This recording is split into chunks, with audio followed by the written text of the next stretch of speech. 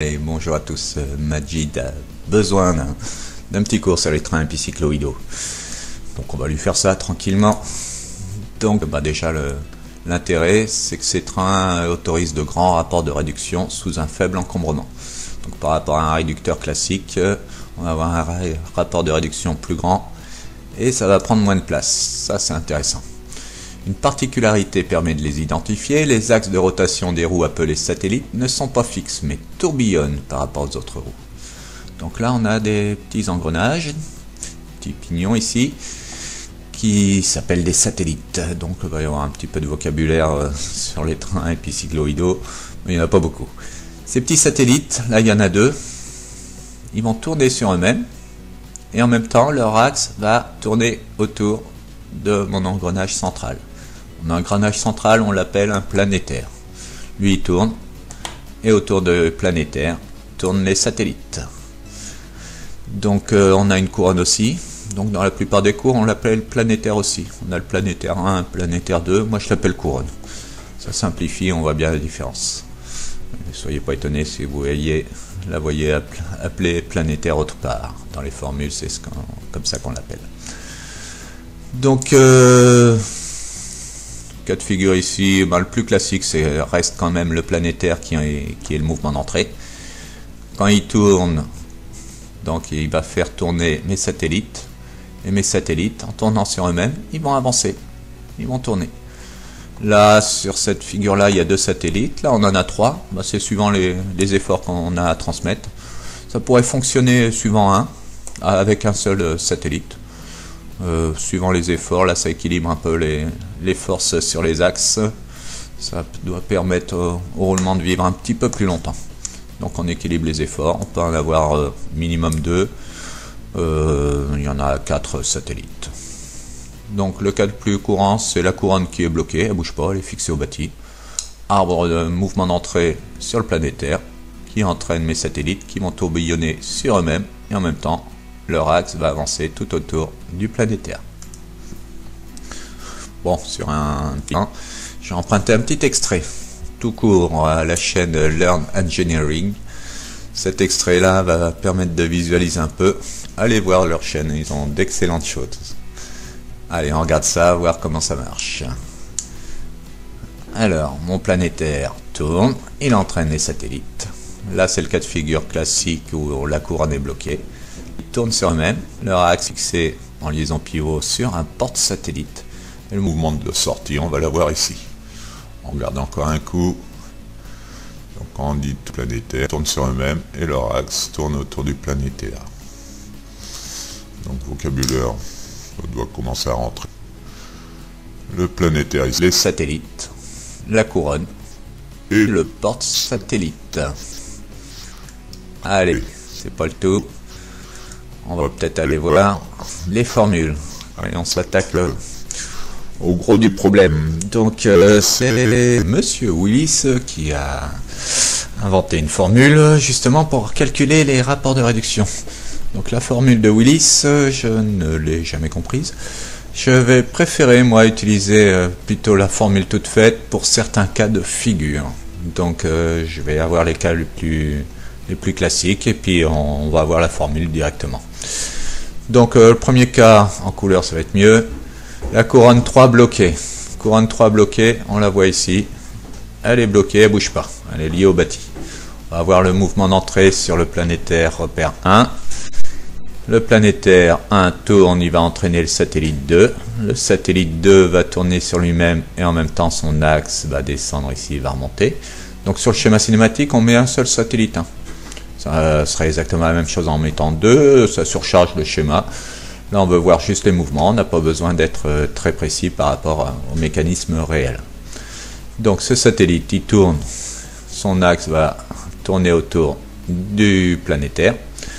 Donc, son axe ici, il va tourner, c'est le porte-satellite, et on va voir la sortie sur le porte-satellite. La raison du train d'engrenage, le rapport de réduction, la formule qu'on applique directement. Donc il faut juste faire attention aux repères de pièces, si ce n'est pas les mêmes sur vos dessins. Vous identifiez le cas de figure, et une fois que j'ai le cas de figure, je prends sa formule et je l'applique au dessin correspondant avec les bons repères de pièces. Donc Z1, Z planétaire ici, divisé par Z planétaire plus Z de la couronne. Et voilà, la formule est toute simple en fait. On ne s'occupe pas du nombre de dents des satellites. Donc, cas le plus courant, couronne bloquée. Deuxième cas, on va avoir le planétaire bloqué. Planétaire ici, il est lié au bâti. Couleur, c'est mieux. Il est lié au bâti, il ne bouge pas. On va avoir le mouvement d'entrée sur la couronne. Donc ici, on a des liaisons pivots. Donc la liaison pivot classique, on l'a sous cette forme-là. D'ailleurs, le nouveau symbole, on doit fermer le jaune ici. Je n'ai pas modifié. Quand on a plusieurs pivots sur le même axe, on peut symboliser de cette façon-là. Le jaune, il tourne. Le vert clair tourne aussi. Il est en liaison pivot dans le jaune est en liaison pivot dans le bâti qui ne bouge pas. Donc mouvement d'entrée, ici c'est la couronne qui tourne. La couronne tourne. Quand elle tourne, elle va entraîner les satellites ici. Les satellites, ils vont tourner sur eux-mêmes et ils vont tourner autour du planétaire qui est bloqué. Et donc quand ils tournent, ils entraînent le porte-satellite. On a le mouvement de sortie ici. La formule Z3, nombre de dents de la couronne, sur Z1, nombre de dents du planétaire, plus Z3, la couronne.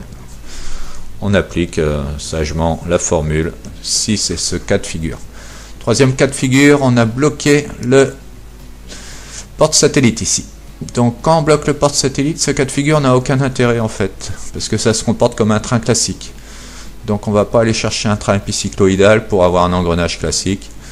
Un train d'engrenage classique là, puisque Z1 entraîne Z2 et Z2 va entraîner Z3. Ce qui fait que les roues menantes, on a Z1 qui entraîne Z2, produit Z menante sur produit Z mené. Là c'est la formule classique qu'on a déjà apprise. Et Z2 est en même temps menée et menante, donc elle se retrouve en haut et en bas. Et Z2 va entraîner Z3.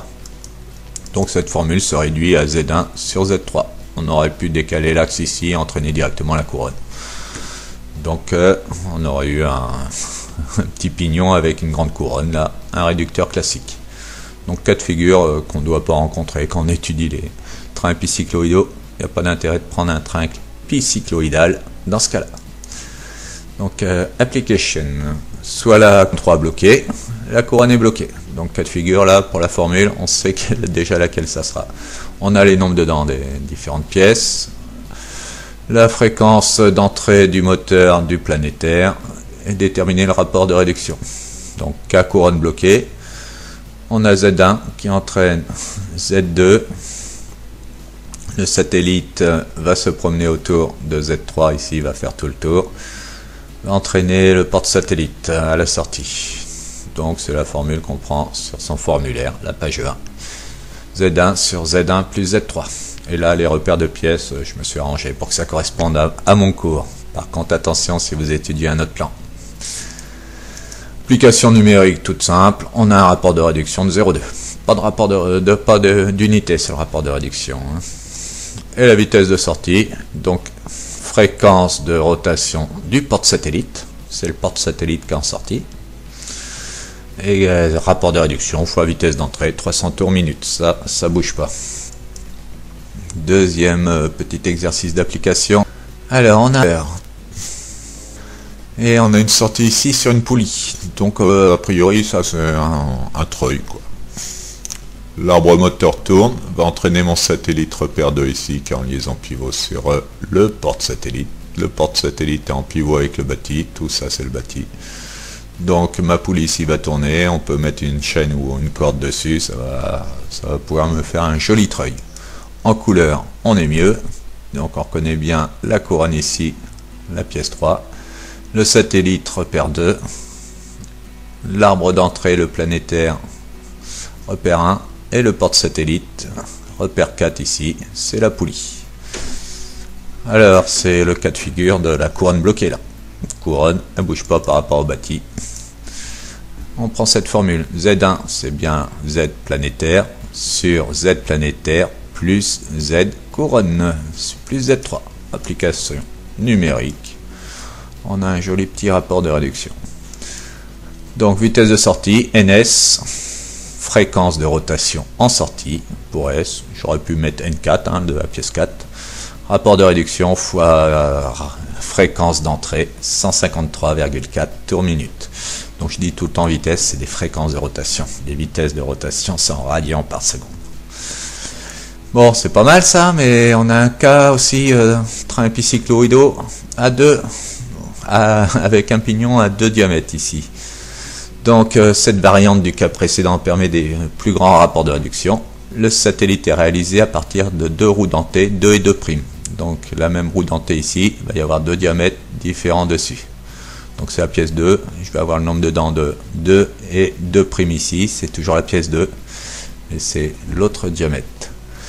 Comme précédemment, le fonctionnement n'est possible que si l'un des 3 éléments de base, donc soit le planétaire, soit la couronne, soit le porte-satellite, est bloqué ou entraîné par un autre dispositif. Donc moi je te dis que le cas bloqué, donc en couleur, ça va être nettement plus apparent. Ici, le cas classique encore, c'est la couronne bloquée. Donc 1 entraîne le satellite 2. Le satellite 2 va tourner sur lui-même. Et en même temps, il est en prise sur la couronne ici avec son 2e diamètre. En même temps, il va entraîner mon satellite doucement qui va faire tout le tour ici. Donc la formule elle est un peu plus compliquée. Donc à appliquer quand c'est pas les mêmes repères de pièces, c'est un peu plus dur. Z1 fois Z2'. Donc Z1 est là, Z2' est là. Donc ça c'est les 2 roues menantes. Sur Z2 ici fois Z3, couronne, plus Z1, roue menante, qui se retrouve en bas, donc c'est pas du tout la même formule que les trains classiques, fois Z2', fois le nombre de dents de cette roue-là. Donc identifiez le cas de figure auquel vous avez affaire, et prenez directement la formule en reprenant bien les repères des pièces par rapport au schéma. Donc couronne bloquée, planétaire 1 bloqué, je bloque le planétaire ici. On va avoir le mouvement d'entrée dans ce cas de figure sur le porte-satellite. Donc le porte-satellite va tourner, il va me faire tourner les satellites. Le satellite tourne forcément puisque ici le rouge ne bouge pas, le planétaire ne bouge pas.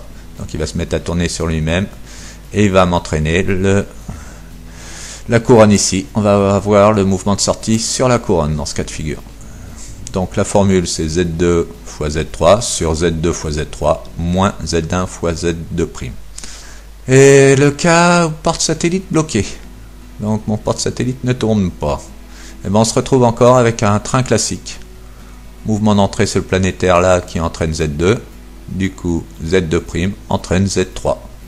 Produit Z menante sur produit Z mené.